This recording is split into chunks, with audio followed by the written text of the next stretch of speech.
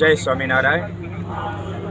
અત્રે ગાદીસાર જેતપુર સ્વામિનારાયણ સમુદાયનું આ મૂળ સ્થાન ગણવામાં આવે છે.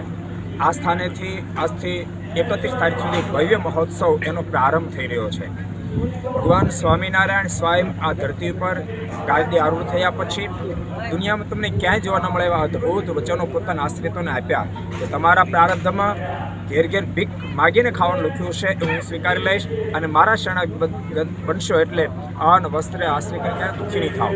તમારો અંતકાળ જ્યારે આવશે, તમારા ઉપર ગમે એવું કષ્ટ હશે તો એને હું સ્વીકારી લઈશ અને તમને માખણમાંથી મોળ બહાર કાઢે એમ શરીર છોડાવી મારું દિવ્ય ધામ આપીશ. આવા મહાન સ્થાન છે આ ધરતી ઉપર. આ સંસ્થાના મહાન પરમ પૂજ્ય સદગુરુ સ્વામી નીલકંઠચરણદાસજી સ્વામીએ ખૂબ સુંદર આયોજન કર્યું છે.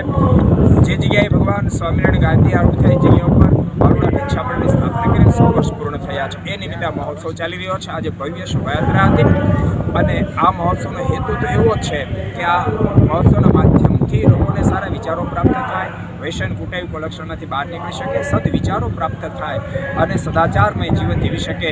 માતા પિતા સાથે કેવો વ્યવહાર હોવો જોઈએ, સાસુનો વ્યવહાર કેવો હોવો જોઈએ, ભાઈ બહેનનો વ્યવહાર કેવો હોવો જોઈએ, પાડોશી સાથે વ્યવહાર કેવો હોવો જોઈએ, મિત્ર સાથે વ્યવહાર કેવો હોવો જોઈએ વગેરે શીખવા મળે.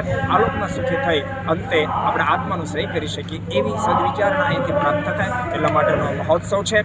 બહુ બધા ભક્તો આવી ચૂક્યા છે અને હજુ ઘેરે સાંભળનારા ભક્તોનો લાભ લેવા જરૂર પધારજો.